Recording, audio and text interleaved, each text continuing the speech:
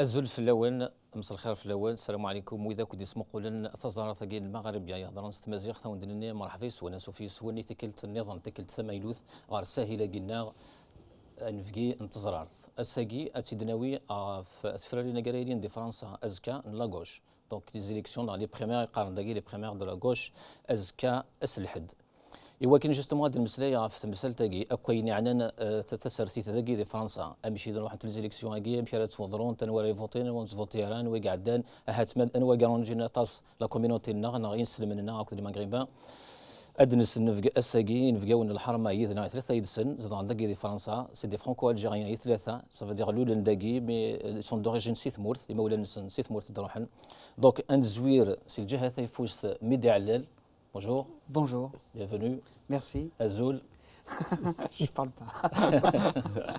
مجد مسعودنا الزول مرحبا يسي خاف لون ازوا سمجاز صحيح à tout le monde. يعطيك الصحه مرحبا يسي اي كريمه ملال Azul, مرحبا يسي merci beaucoup.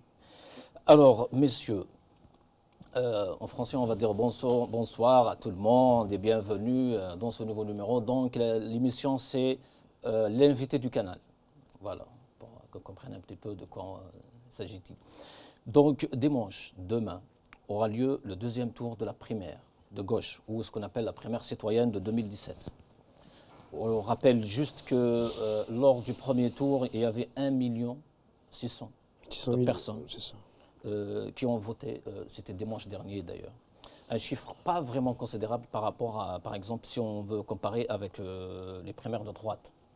Ou avec les premières primaires qu'ils avaient fait en 2011 d'ailleurs. Voilà. Oui. Donc nous arrivons quand même à la fin de la campagne aujourd'hui.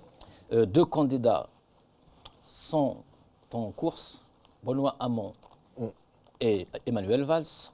Donc la course va se faire demain. Qu'est-ce qu'on peut dire déjà d'emblée, Monsieur Mehdi?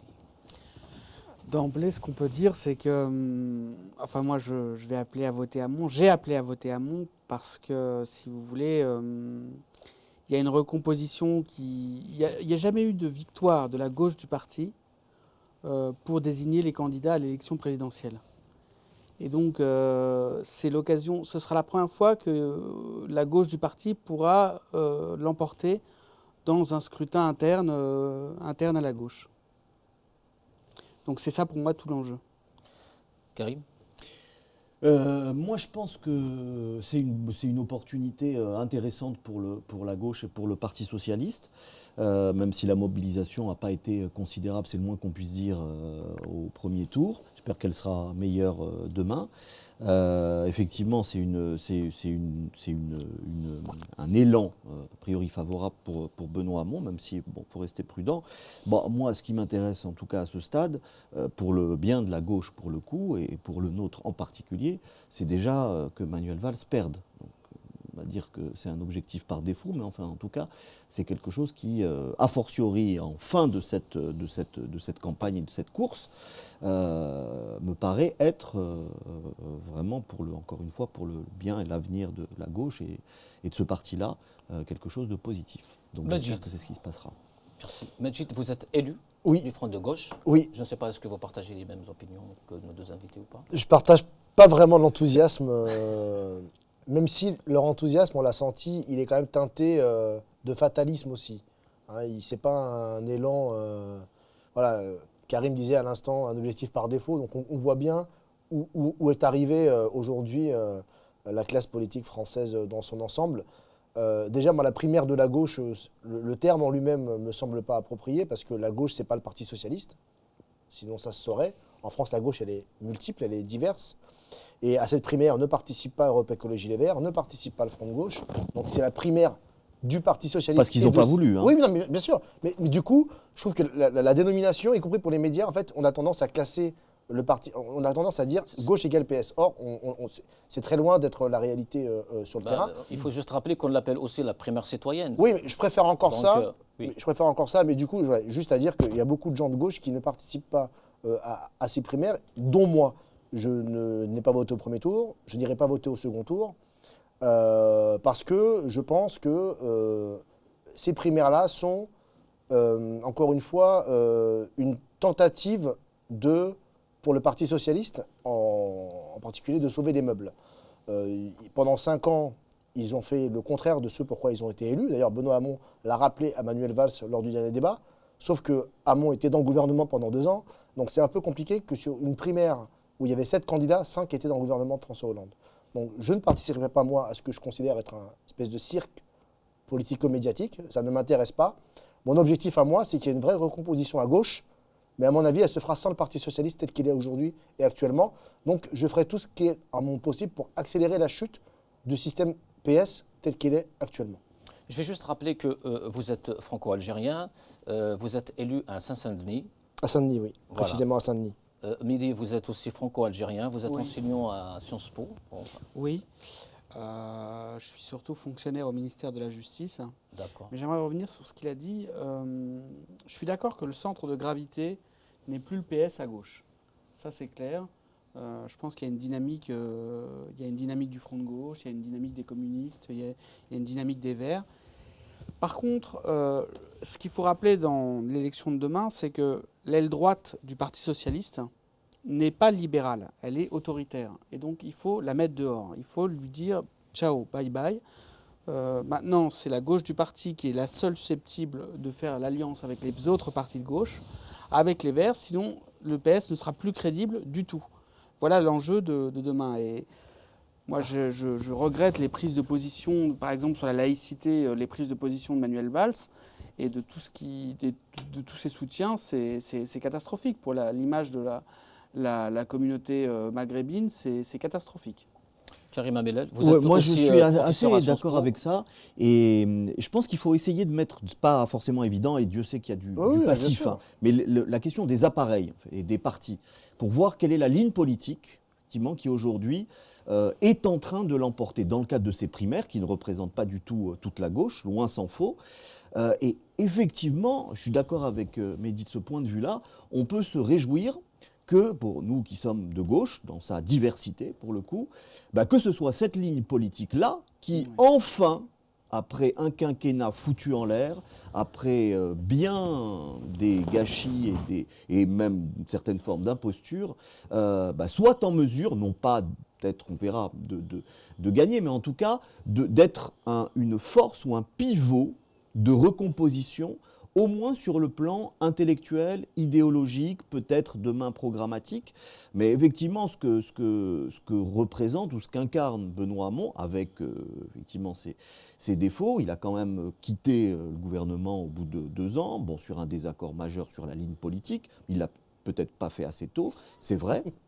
Mais c'est quand même cette nouvelle ligne politique qui effectivement est plus à gauche et qui est tout à fait d'accord avec ça, et il faut le souligner encore, qui peut nous permettre de nous débarrasser, ou en tout cas de mettre en échec cette ligne autoritaire qui a repris, on l'a vu, et en particulier au moment de cet abominable débat sur la déchéance de nationalité, des idées qui venaient de l'extrême droite, ce qui est quand même un comble à gauche. C'est peut-être l'opportunité, soyons optimistes, de mettre en échec cette partie-là de la gauche qui, de mon point de vue, n'a jamais vraiment été de gauche, ou en tout cas n'est pas en mesure et n'incarne pas les valeurs de la gauche telles qu'on, en tout cas, on s'en fait une idée avec des différences qui sont légitimes. Justement, j'aurais une question. Quel que soit le vainqueur de demain, est-ce qu'il pourrait vraiment créer une dynamique face à Mélenchon, par exemple, ou à Macron? Alors, c'est compliqué parce que j'en parlais tout à l'heure avant l'émission avec Karim, il y a une guerre d'ego dans cette élection. Mélenchon vit une aventure qui est quand même une aventure très individuelle, dans le sens où il pense que c'est lui et lui seul qui peut incarner la gauche, la vraie gauche dans ce pays, à tel point qu'il a demandé à quoi ça servait d'avoir une candidature socialiste, alors que, vu qu'il était là. Là-dessus, je le rejoins assez, parce que pour moi, le PS n'est déjà plus crédible. En témoigne le peu de votants qui se sont déplacés et qui sont encore meurtris, enfin c'est peut-être un grand mot, mais écœurés en tout cas par la politique qui a été menée pendant 5 ans. Mais il va y avoir effectivement des difficultés, parce qu'au soir, si Benoît Hamon gagne, ce qui a l'air de se profiler, Hamon a plein de défauts. Il en a beaucoup des défauts.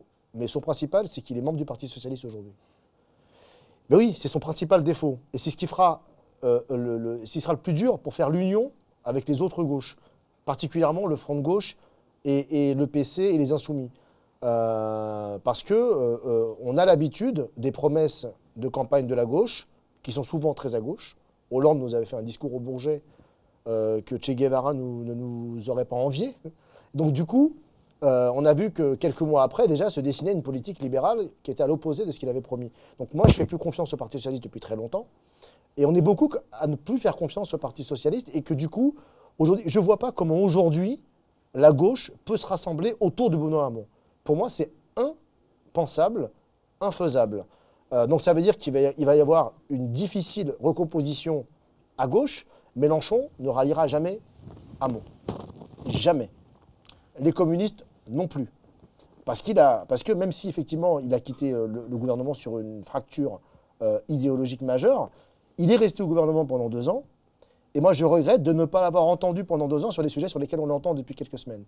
Donc je trouve que, y compris ça ne participe pas à avoir confiance dans ce qu'il pourrait mettre en place demain, sachant que son plus gros boulet, c'est le parti dans lequel il est. C'est-à-dire qu'il ne pourra pas mettre en place ce qu'il souhaite mettre en place tant qu'il sera membre du Parti socialiste tel qu'il est aujourd'hui, à savoir que le curseur, aujourd'hui à la primaire, il est plutôt à gauche, mais l'appareil du parti, depuis des années, le curseur va à droite et le PS ne laissera jamais un président mener une politique si à gauche que celle que Hamon défend. Qu'est-ce que vous en pensez ?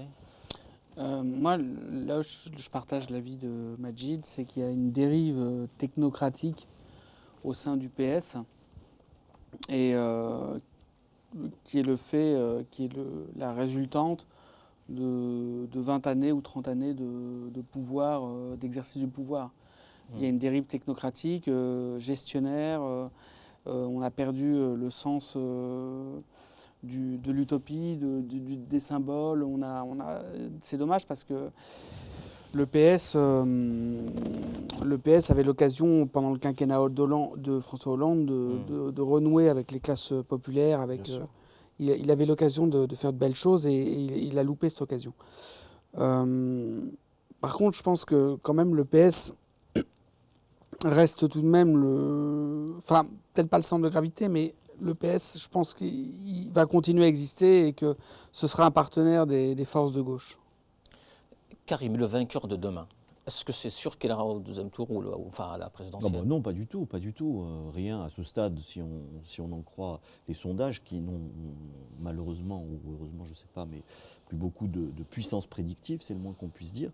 Le candidat qui sortira vainqueur des primaires citoyennes ne sera pas au second tour, puisque ceux qui s'affronteront a priori au second tour, et on voit bien chaque jour que tout est possible, que tout peut arriver, c'est le cas avec François Fillon cette semaine, qui est en très grande difficulté, c'était précisément Marine Le Pen et François Fillon. Et au-delà de ces histoires, ou parfois de ces petites pécadilles qui peuvent nous opposer, ces histoires de partis, d'appareils, etc., à gauche, puisqu'on est tous les trois de gauche, il ne faut pas oublier le fait majeur de cette élection présidentielle.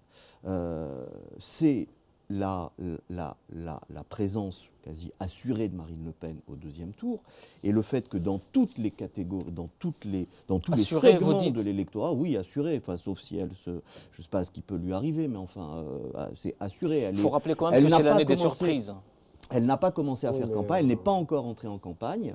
Elle est déjà très haut. Elle est extrêmement haut. Et évidemment que c'est elle qui va, Macron verra, mais c'est elle qui va profiter de l'affaiblissement, peut-être de l'effondrement de François Fillon, puisque l'électorat, en particulier catholique, ou traditionnaliste, va immédiatement rejoindre un peu son camp de base, qui est Marine Le Pen. Marine Le Pen progresse depuis les dernières élections, les derniers scrutins, dans tous les segments de l'électorat, et en particulier dans ceux que la gauche, c'est évidemment vrai, dans ceux que la gauche a délaissés, abandonnés depuis pas forcément 5 ans, mais en réalité depuis Jospin, et peut-être même aussi un peu avant. Donc c'est une responsabilité majeure de la gauche, du Parti socialiste, ça c'est clair et net, et en particulier de ceux qui l'ont dirigé jusque-là, dont Benoît Hamon, et c'est peut-être un peu là qu'il incarne un renouveau ou un renouvellement dont on peut discuter, je comprends que certains ne soient pas d'accord, mais c'est vrai qu'il n'est pas, de ce point de vue-là, co-responsable de cet échec monumental de la gauche, ou en tout cas de la gauche dite de gouvernement, ou dite réaliste, qui se termine par une catastrophe. Déroute. Une déroute, exactement. Et voilà, c'est peut-être la petite lueur d'espoir, c'est le cas de le dire, que fait briller un petit peu Benoît Hamon dans ce marasme. Ce marasme qui est, encore une fois, vraiment la gauche a abandonné les catégories populaires, les employés, les ouvriers, les immigrés. Bref, la gauche, c'est ceux qui souffrent, ce sont les opprimés, c'est ceux qui sont en difficulté. C'est son job de s'occuper de ces gens-là. Si elle abandonne ça, évidemment, d'autres vont... Ça fait très longtemps qu'elle ne le fait pas. Et celle qui tire parti de ça, encore une fois, c'est évidemment Marine Le Pen, dont l'ascendant est... Parlons justement de l'immigration des Maghrébins. Ils ont déjà voté pour Hollande. Un quinquennat qu'on qualifie quand même de pas si glorieux. Est-ce qu'il y aurait quand même une raison de réélire encore une fois la gauche? Je pense, moi, que l'abstention, on sait que les présidentielles, c'est l'élection qui déplace le plus de foule, mais quand on regarde attentivement les résultats, on voit bien que les quartiers populaires s'abstiennent de manière absolument faramineuse. Et c'est dû à quoi? C'est dû à ce que disait Karim il y a 30 secondes, à savoir que le Parti socialiste en particulier, c'est lui qui a la plus grande responsabilité dans l'abandon des quartiers. La droite, c'est logique, elle s'occupe de son électorat, qui est un électorat différent. Mais le PS a abandonné les quartiers populaires depuis très longtemps. Et ces gens-là, effectivement, d'élection en élection, entendent les candidats socialistes à toutes les élections leur dire que pour eux, la priorité, c'est la jeunesse et les quartiers populaires, sauf que c'est les derniers à profiter des mesures mises en place par les différents gouvernements. Mais en même temps, c'est quand même quelque chose qu'il faut souligner, ça ne me choque pas tant que ça que le Parti socialiste et ses élus ne s'occupent pas des quartiers populaires et des fils et filles d'immigrés depuis 3-4 générations. Parce que la plupart de ceux qui gouvernent aujourd'hui et qui sont dirigeants du Parti socialiste ne sont pas issus de cette immigration-là. Ouais. Ne sont pas issus de ces immigrations-là. Ne vivent pas dans ces quartiers populaires-là. Ne mettent pas leurs écoles à Saint-Denis ou à Montreuil. Voilà. Quand il y en a, ils sont vraiment plus républicains que le roi et ils deviennent laïcards comme tous les autres dirigeants du Parti socialiste. Tu parles d'Alex Boutier, par exemple. Oui, par exemple. Mais sauf que il y a une hystérie autour de la communauté maghrébine dans tous les partis politiques.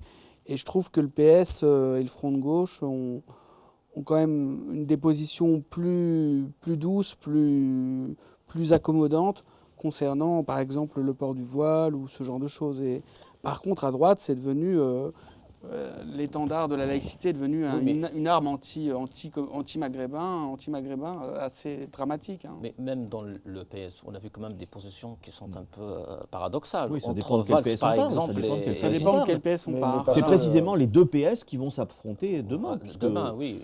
Et c'est pour ça qu'on peut se réjouir quand même que cette ligne-là, que la ligne incarnée par Benoît Hamon, par rapport aux quartiers populaires, aux immigrés, à l'islam en général, ce n'est pas une position particulièrement révolutionnaire ou très audacieuse, c'est juste une position de sympathie au sens étymologique du terme, c'est-à-dire de compréhension du sort et du destin de ces gens-là, soit en position de gagner par rapport à une frange jusque-là était très majoritaire au Parti socialiste, qui est celle qu'incarne Manuel Valls. Il n'y a pas que Manuel Valls, puisque s'il perd, on va voir d'ailleurs tous ceux qui vont refuser de rejoindre Benoît Hamon. Est-ce qu'en France, il y a vraiment un vote musulman? Non, moi je pense, Maghrébin, musulman. Vraiment, ça, on l'a vu fleurir ça dans les médias. Il n'y a pas un vote musulman. Enfin, on peut être musulman de droite, complètement libéral.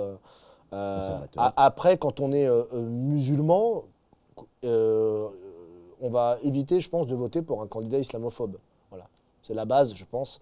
Mais après, on peut être d'un quartier populaire. avoir été élevé par une famille musulmane et voter à droite. On peut être musulman et réactionnaire, on peut être musulman et avoir des positions très conservatrices sur... voilà. Donc du coup, le vote musulman, on laisse entendre que c'est un vote forcément de gauche. C'est très loin d'être le cas, très très loin. Par contre, c'est un électorat qui forcément attire beaucoup de monde. Un électorat dont se coupe Manuel Valls, évidemment, parce qu'avec ses positions très hystériques sur la question du voile, du burkini, etc., ne s'attire évidemment pas les sympathies des musulmans et surtout des musulmanes de France. Et en même temps, effectivement, Hamon se démarque de ce discours-là. Mais encore une fois, je ne suis pas sûr que ça suffise. Et ceux qui vont se déplacer demain pour voter pour Hamon seront des gens peut-être issus des quartiers populaires, mais pas forcément celles et ceux qu'on pense. Parce que je pense qu'ils sont échaudés par 5 ans de gouvernement PS, de trahison. Karim parlait de la déchéance de nationalité. Il y a l'état d'urgence, il y a les perquisitions administratives, il y a les assignations à résidence. Toutes les perquisitions et les assignations, hormis pour les écolos, ont visé des familles de confession musulmane, avec des drames des fois, des perquisitions devant les enfants, des traumatismes sévères qui ont été infligés à ces gens-là, sous un gouvernement de gauche. Donc, comprenez le flou qui peut exister dans la tête de certains et de certaines de nos... des gens qui nous regardent ou qui nous écoutent. Il y a un trouble, que le PS a jeté un trouble, et il y a une rupture de confiance qui est consommée pour beaucoup de gens. Et je pense que cette primaire-là ne suffira pas à renouer la confiance, et que le travail qui doit se faire pour une refondation de la gauche doit partir essentiellement des quartiers populaires. Parce qu'aujourd'hui... Je vais quand même vous poser une question un peu peut-être personnelle. Vous êtes du front de gauche. Oui. On sait très bien la position du front de gauche par rapport à la communauté musulmane. C'est pas vraiment... Alors... Comment vous arrivez quand même à concilier entre les... Ah, j'adore cette question. Ils sont un peu laïcards. J'adore cette question, mais je suis très très à l'aise pour vous y répondre. J'étais membre du Parti communiste jusqu'en 2010. J'ai quitté le Parti communiste. Je suis élu Front de gauche parce que c'est la famille politique dans laquelle je me reconnais le plus. Et je disais tout à l'heure à mes camarades, c'est pour pas qu'on me confonde avec un élu socialiste. Voilà. Donc je considère être vraiment à gauche. Et je suis le premier à dénoncer les positions laïcardes de mes camarades quand elles existent. Mélenchon sur la laïcité ou d'autres sur l'immigration. Quand Mélenchon dit qu'il n'est pas pour la liberté d'installation, je suis moi pour la liberté d'installation. Sans aucune ambiguïté. Je suis pour qu'on régularise tous les sans-papiers de ce pays et pas du cas par cas où on verra. Donc j'ai des positions qui sont des fois à l'encontre de mes camarades sur des sujets comme ça, mais je suis le premier à critiquer mon propre camp. J'ai dit que je ne voterai pas Mélenchon au présidentiel, je l'assume. J'ai des positions qui sont sur plein de sujets complètement différents des leurs. Pour eux, Mélenchon n'utilise pas le mot islamophobie. Pour lui, ça n'existe pas. Moi, je pense que ça existe. Il n'y a qu'à aller voir et interroger les femmes voilées qui se font cracher dessus ou agresser dans la rue pour savoir que l'islamophobie existe dans ce pays. Donc, j'ai des divergences, effectivement, avec bon nombre de gens qui se réclament du front de gauche. C'est un débat qui a lieu dans cette famille politique-là, comme elle a lieu dans la famille de la gauche en général. Mais je suis très tranquille parce que du coup, moi, j'ai une certaine conscience et une certaine cohérence. D'accord. Mehdi Hallel, est-ce que vous pensez qu'il y a vraiment de l'islamophobie en France ou pas? Oui, je pense que c'est une réalité sociale. Après, l'origine du concept est discutable. Bon, je ne sais pas d'où ça vient exactement, les frères musulmans. Ça ne vient pas des frères musulmans. Non, ça ne vient pas des frères. Ce que me dit mon père, c'est que ça vient des anciens fonctionnaires coloniaux qui voulaient calmer un peu les ardeurs des indigènes. Non, des colons, et donc il leur expliquait que s'ils excitaient trop, s'ils faisaient trop d'islamophobie, ben, ça risquait d'exciter la population. Et voilà. Bon, moi, je pense que c'est une réalité sociale. Je trouve que c'est pas complètement idiot de comparer la montée de l'antisémitisme dans les années 30 et la montée de l'islamophobie actuellement, parce que c'est quelque chose de généralisé en Europe. Donc, et c'est quelque chose qui, je ne sais pas s'il y a un rapport de cause à effet, mais sévit en même temps que montent les partis populistes. Oui, mais d'autres diraient que c'est une banalisation des idées de l'extrême droite, justement, qui sont en train de se propager en Europe, Karim. Oui, bien sûr, oui, tout à fait. C'est ce que je Vous avez raconte déjà d'ailleurs écrit dans même mon bouquin. Ouais. Je pense que c'est quelque chose qui ne Bleu, date blanc, pas noir. d'hier et je suis absolument d'accord avec cette comparaison qui, sur bien des points, me semble pertinente entre les années 30 et la séquence politique, intellectuelle, médiatique, bien sûr, qu'on connaît et dans laquelle on est encore, d'où le poids considérable dans le paysage politique du Front National depuis des années. Hein. Vous savez, en 2005, on parlait déjà d'état d'urgence au moment de la crise des banlieues, émeutes urbaines, peu importe l'expression qu'on emploie. Mais on parlait déjà d'envoyer l'armée dans les banlieues. Enfin, je veux dire, il y a une récurrence et un enracinement, une banalisation d'idées qui viennent de l'extrême droite, y compris à gauche, et Emmanuel Valls en est vraiment l'incarnation, qui est qui est effrayante. Pour ça, encore une fois, que dans cet abominable paysage à gauche, où bien des idées, à l'instar de l'indécence de nationalité, de l'état d'urgence, etc., tout ce dont a parlé très très très bien Majid, je suis parfaitement d'accord avec lui là-dessus, dans ce contexte-là, eh ben, que la ligne politique défendue demain, on verra par la suite, par Benoît Hamon, une gauche qui est plus apaisée par rapport à ces sujets, c'est une note positive. On va dire que tout est fantastique, d'ailleurs, faux, mais La communauté maghrébine dans tout ce débat, elle est où? En tout Elle est cas, pas dans les partis ce politiques, qui est en tout cas. intéressant, c'est de voir qu'Hamon, il se fait taxer de communautarisme parce que justement, il a des positions moins dures sur l'islam ou sur l'immigration. Donc c'est intéressant de voir que justement, tout de suite, tous les laïcards du PS, tous les laïcards de gauche lui sautent dessus et lui reprochent son porte-parole. J'ai entendu Valls attaquer son porte-parole, Alexis Bachelet. Moi, je le connais bien, Alexis Bachelet, parce que j'avais créé un club, la gauche forte avec lui.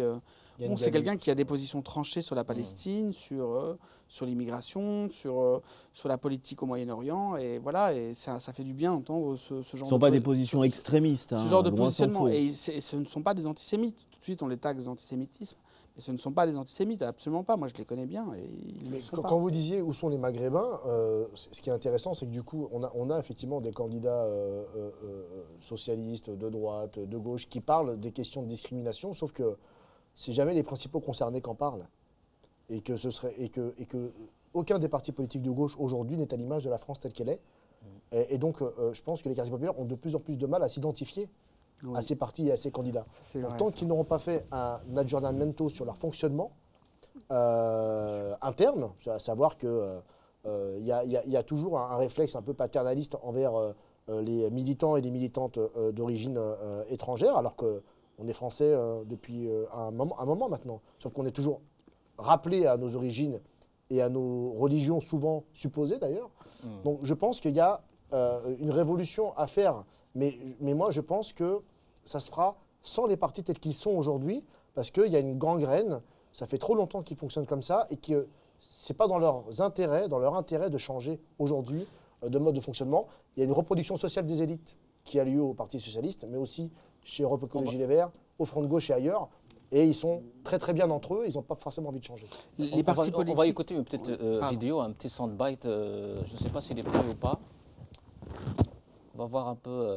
Je ne veux pas que les Français, les progressistes, les femmes et les hommes de gauche, le peuple de gauche donc, se retrouvent à choisir en mai prochain entre François Fillon et Marine Le Pen, entre une droite dure, conservatiste, un candidat qui se réclame de Margaret Thatcher et l'extrême droite qui ruinerait le pays. Et oui, voilà. ça c'est le chantage. C'est le chantage qu'a toujours exercé le Parti socialiste, qui veut faire peur aux gens de gauche en leur disant si vous ne votez pas pour la social-démocratie, ben, vous ferez taper sur les doigts par l'extrême droite. Là, moi j'aimerais revenir, c'est important ce qu'a dit Majid, il y a un manque de diversité dans les partis politiques de gauche qui est criante, et les partis politiques de gauche n'ont pas joué le rôle de tremplin, de courroie de transmission. Si, pour leurs amis. pour les minorités, mais quels que soient le Pour type les de hommes minorités. blancs, Il n'y a pas seulement ça marche les bien. Maghrébins, il y a aussi les Asiatiques, il y a aussi les Noirs. Bien sûr. Il n'y a pas eu d'émergence d'une élite solide qui puisse jouer le rôle de lobby, qui puisse vraiment influer sur les politiques publiques et qui puisse dire voilà stop quand ça dérape. En fait, elle a émergé, mais ailleurs. Elle a émergé souvent au plan local Oui, et sur le plan associatif. Beaucoup oui. font de l'associatif à défaut de faire de la politique. Oui, mais Et du coup, on se retrouve dans une situation où on a aujourd'hui des institutions qui sont absolument pas représentatives de ce qu'on est. Je veux dire que nous, on n'est pas à l'Assemblée. Cherchez bien, vous n'allez pas en trouver beaucoup comme nous à l'Assemblée. Et ça fait trop longtemps que ça dure. Karim, Oui. dans le discours la déclaration de Valls, il a cité un duel de Fillon-Le Pen. Fillon-Le Pen, mais il a oublié Macron. Macron, il ne fait pas de Ouais. de la gauche. Bah, Macron, c'est aussi une aventure personnelle. Hein. Mm. C'est Oui. une sorte de, C'est que effectivement, ça, de je crois. Bonaparte. Ouais. Mais qui et la question du renouveau par rapport à tout ce qu'on a dit sur le manque de Oui, représentativité, mais Le de Pen, diversité, Macron, est-ce que etc. c'est possible? Macron, Oui. qui se Le dit Pen de Macron, gauche, c'est machin, C'est profite de cette c'est envisageable, de cette effectivement. impression ou de cette perception-là. Donc oui, bien sûr que c'est aujourd'hui, à en croire, pas des sondages, mais des codes de popularité, celui qui arrive en 3e position, peut-être 4e, enfin surtout 3e position. Donc c'est quelque chose d'important. Après, il faut déconstruire le mythe Macron. Et ça, malheureusement, il y a un emballement médiatique Voilà, tel c'était que ma c'est question, très justement. difficile à Comment faire. Mais expliquez-vous comment que c'est un type qui est la quintessence du système, bon, de ce Mais qui se système présente qui est comme un candidat exécré par ailleurs. anti-système. Il est un peu Voilà, light, donc, il est un il y peu a- léger, mais en tous les cas, il a le mérite d'être antiraciste. Et d'être libéral, c'est ce que je disais à Majid avant l'émission, et d'être libéral sur les questions sociétales. Et voilà, bah, il est l'héritier d'un courant à droite favorable à la diversité et favorable à l'émergence d'une élite. Moi, je suis désolé. Oui, mais, en fait, mais- il suffit de voir son entourage pour la diversité. Et je sais pas la diversité. Alors là, pour le coup, il n'y Ouais. a pas une nana. c'est ce qu'on m'a dit. ouais. Non, c'est il y a- juste il y a pas de nana, exceptionnel. Et puis c'est pas Bon. très divers dans tous les sens Dans du terme. tous les sens mais, du terme. mais par contre, je pense que Macron, il est révélateur d'une chose. C'est-à-dire que si, et ça c'est encore une fois les codes de popularité et les sondages qui le disent, si les gens qui s'apprêtent à voter au présidentiel sont aussi fascinés par quelqu'un qui existe depuis 2 ans, Ouais, ça en dit long sur. qui était c'est banquier, symptomatique. qui n'a jamais vraiment, qui ne s'est jamais confronté au suffrage universel où que ce soit, ça montre bien dans quelle situation politique on est quand même. Symptomatique, c'est un symptôme. Ça montre bien que ce pays va mal, que ce pays va très mal, et que ceux qui sont là depuis 30 ou 40 ans sont responsables de cet état de fait. Et malgré ça, ils continuent de se représenter, ils continuent de rester et de s'accrocher aux différents postes dans lesquels ils sont, quitte à écœurer bon nombre de personnes qui ont vraiment envie que ça change et qui ont intérêt dans leur vie respective à ce que ça change. Donc c'est ça, moi, qui m'interpelle dans le phénomène Macron. C'est sidérant. Alors, je pense que vous avez tous vu la vidéo de Hamon, là où il parle de Bilal et il est fier Oui, d'être oui, appelé oui, Bilal. oui. On va regarder Sur Internet, ensemble. qui ont racistes, Ah bon xénophobes, antisémites, islamophobes, a décidé sur Internet de changer mon prénom. Et donc, Benoît Hamon s'est transformé, et je veux les remercier, c'est un très joli prénom, hein, en Bilal Hamon.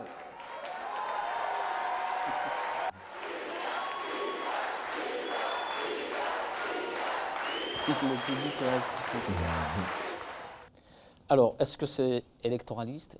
Non, moi j'ai apprécié cette répartie parce que c'est vrai que quand Ali Juppé ou Farid Fillon, je sais plus, C'était Farid Fillon, c'est ça. Farid Fillon bon, Et même ont, été, Macron, hein. ont été caricaturés, Même Macron. leur première réaction, ça a été de dire c'est de la calomnie, donc je trouvais que c'était une réaction plutôt sympa. Enfin, je ne veux pas qu'on me dise que je m'acharne sur Benoît Hamon, mais il est clairement sur une ligne aujourd'hui où il est obligé de toute façon de se démarquer le plus possible de Manuel Valls et du camp islamophobe et laïcard. Donc je trouve logique qu'il ait fait voilà, c'était rigolo en plus. Mais en même temps, moi, je ne suis pas amnésique, je n'ai pas la maladie d'Alzheimer, et du coup, au moment où il y a plein de Bilal qui se faisaient insulter pendant qu'il était au gouvernement, on ne l'a pas beaucoup entendu. Donc c'est en ça que je dis que, et c'est comme Taubira, ils sont trop restés au gouvernement, beaucoup trop. Et ils sont marqués par ça. et qu'aujourd'hui, faire campagne hyper à gauche, pour plein de gens, ça ne suffira pas.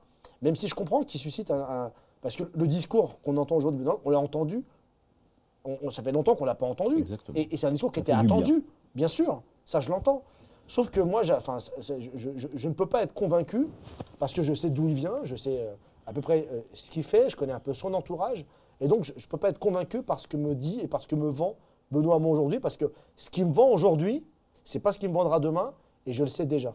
Bah, justement, Karim, concrètement, qu'est-ce que Benoît pourrait justement rapporter à la communauté maghrébine, aux musulmans en France? Je crois qu'il y a d'abord un élément de discours qui est important, c'est ce qu'on disait, ça fait du bien.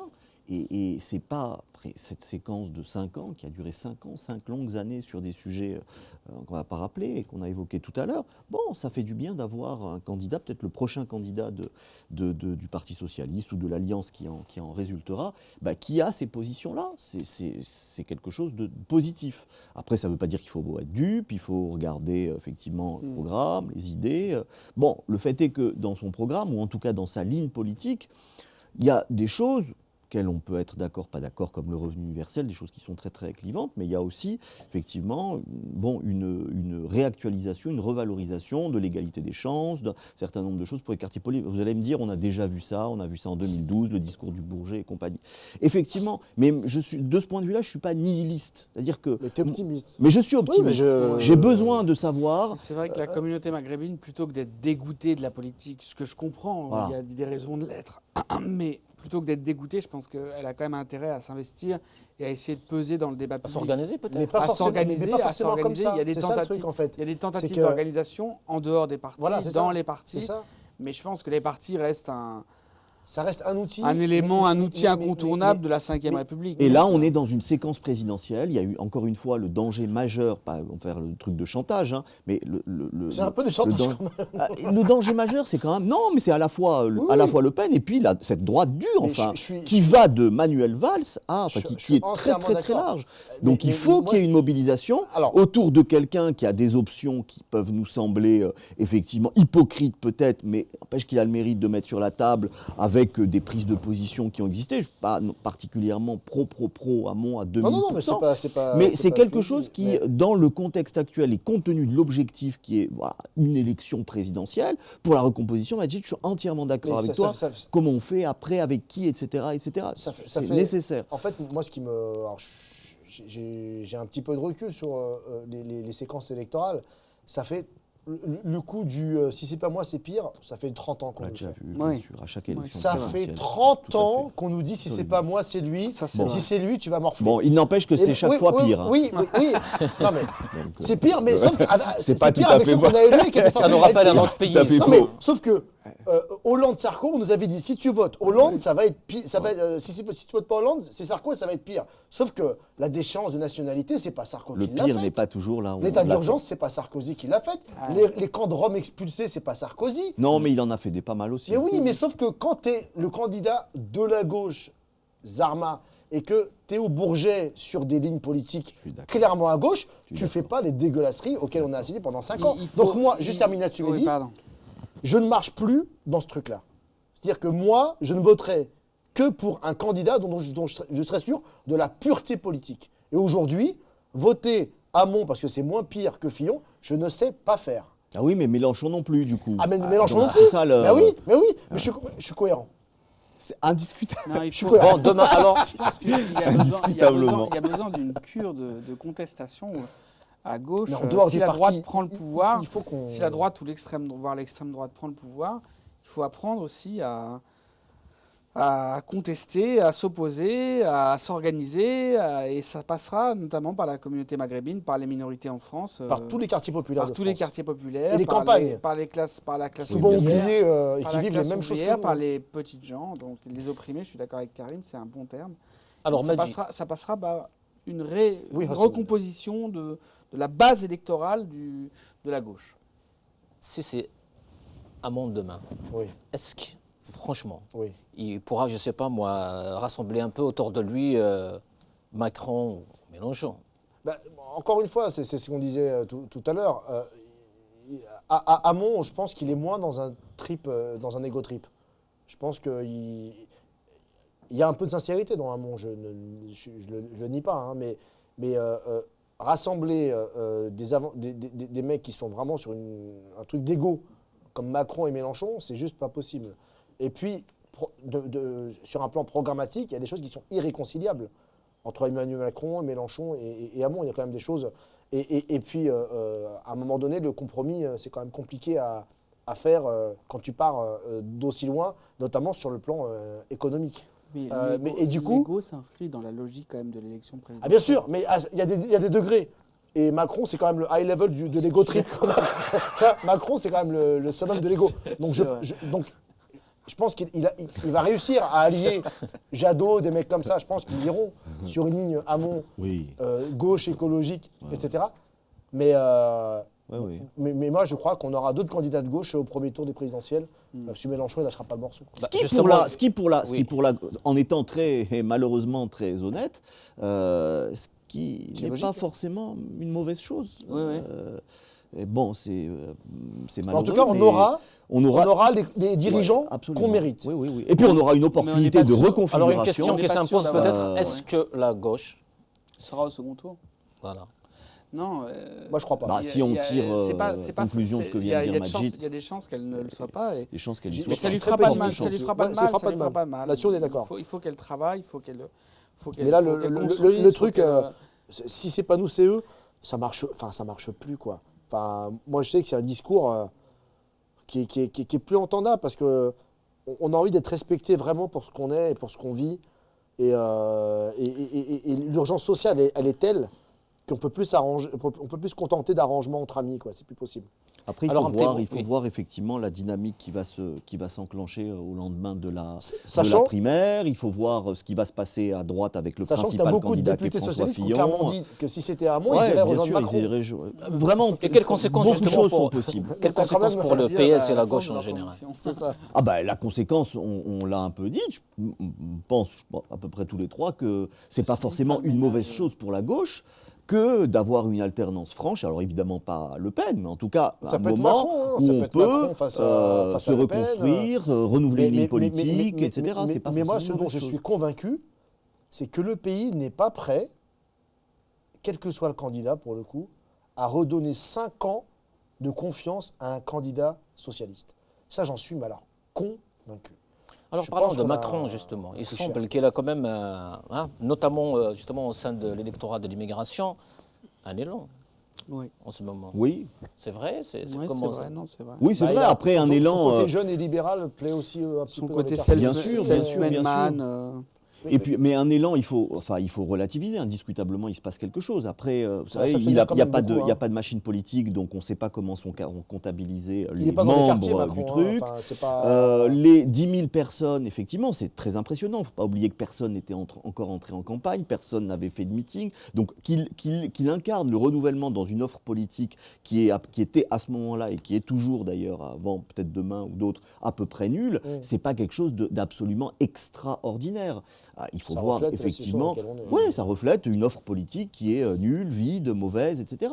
Mais qui n'efface pas les fondamentaux de cette élection, et en particulier, encore une fois, le fait que les deux candidats de l'extrême droite et de la droite sont à plus de 50%. Évidemment, on va voir ce qui va se passer avec Fillon. Mais Macron est quand même très très loin de ça, avec des sondages qui n'ont pas de force prédictive, dans un contexte où Trump, le Brexit, etc., et il peut se passer effectivement beaucoup de choses. Donc, juste soyons prudents avec cette formidable dynamique qui est pas dire que c'est une création des médias, pour pas être... mais bon, c'est quand même assez impressionnant, toutes ces unes, etc., qui reflètent pas forcément ce qui se passe et les aspirations. Aujourd'hui, franchement, on demande aux gens... On verra ce qui va se passer dans les On verra ce qui va se passer. Aujourd'hui, les gens ont un vote, pour ça que les sondages se plantent systématiquement, qui est complètement erratique. Parce qu'il se passe beaucoup de choses, il y a beaucoup de chocs, il y a beaucoup de trucs qui remettent en cause plein. Quelqu'un peut dire, moi, Macron, il m'intéresse, mais demain Fillon. Mais non, exactement, il n'y a plus de vote de conviction. Les gens votent par dépit. Il n'y a plus de vote d'adhésion, de conviction. C'est pour ça que moi, je veux voter par adhésion. Voilà. Mais j'adhère à aucun candidat, donc je voterai pour aucun candidat. Donc, dans ce marasme-là, quelqu'un va dire, oui, il y a Macron qui m'intéresse, il y a machin. Bon. Parlons justement du vote. On rappelle que donc, pour cette élection, tout le monde est appelé à voter demain. Enfin, sauf les étrangers, évidemment. Oui, non. Ceux qui sont sur la liste électorale. Non, tous ceux qui sont inscrits sur la liste électorale, ils trouvent... Une cotisation de 2 euros. c'est Un ça euro. Un euro pour la gauche. Ce qui est Un déjà euro. trop à mon goût d'ailleurs. Les étrangers ne votent pas. Non, Bah, non, faut être non. sur les listes Voilà, électorales. Faut être sur les listes électorales pour les primaires. Ouais, c'est vrai, t'as raison. Ouais. Par contre, enfin, y compris, je pense qu'ils auraient dû avoir une tarification un peu sociale à certains endroits, parce que si tu es une famille nombreuse pour voter, si tu as 4 enfants majeurs, il faut les cracher les 5 euros de tour. Quoi. Non, non, ça c'était la petite boutade, mais c'est. Autant je me réjouis du fait que les gens ne sont plus dupes par rapport à ce que propose le Parti Socialiste, autant ça m'attriste de voir dans quel état il est aujourd'hui, de par les renoncements accumulés ces dernières années. Justement, c'est à la fois triste et... des députés PS qui sont prêts à quitter le PS Bien justement en cas de victoire de Hamon, Ouais. c'est normal ça? Bah, c'est logique, en dire tout cas. leur manque de, c'est ce que je disais à Majid, leur manque de conviction. C'est juste qu'ils sont là pour leur poste Ils fuient le navire, pour leurs les intérêts, rats voilà. quittent le navire. Ouais, Moi, je suis méchant absolument. avec eux. Merci messieurs, on arrive à la fin de cette émission. Merci. C'était un plaisir. On n'a pas parlé de Penelope Gate, peut-être 2 mots.